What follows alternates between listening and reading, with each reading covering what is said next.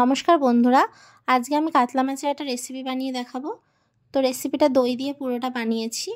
তো রেসিপিটা চলো দেখে নেওয়া যাক। তো এখানে দুটো পেটির পিস নিয়ে নিয়েছি কাতলা মাছের।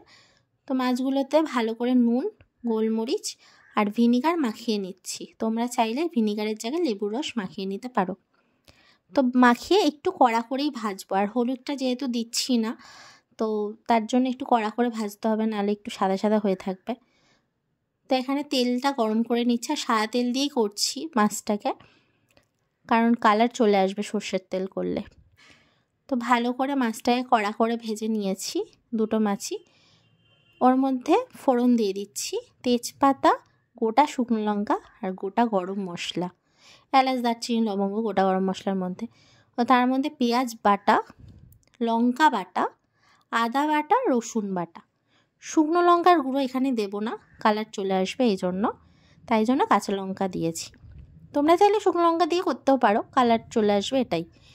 তো তার মধ্যে নুন দিয়েছি স্বাদ মতো, আর জিরে ধনের গুঁড়ো দিয়েছি, একসাথে বেটে রাখা আমার ঘরে বানানো, তো সেটাই দিয়েছি। আর একটু চিনি দিয়ে দিলাম, কারণ যেহেতু টক দই দেবো তো একটু টক হয়ে যাবে যেহেতু, তাই জন্য।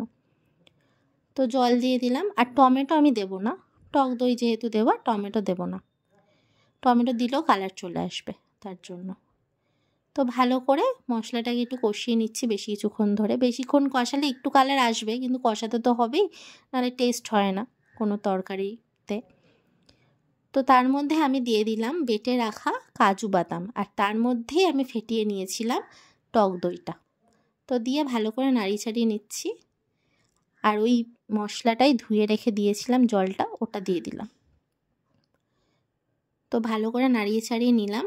এবার ফুটে চলে এসছে। এবার আমি মাছগুলো দিয়ে দিচ্ছি।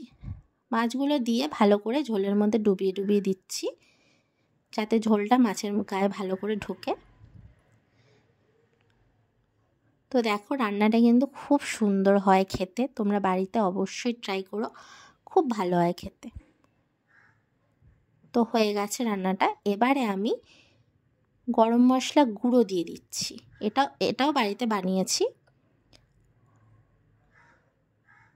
আর ঘি দিচ্ছি, ঘিটা আমি সামান্যই দিয়েছি, তোমরা চাইলে আর একটু ঘি দিতে পারো।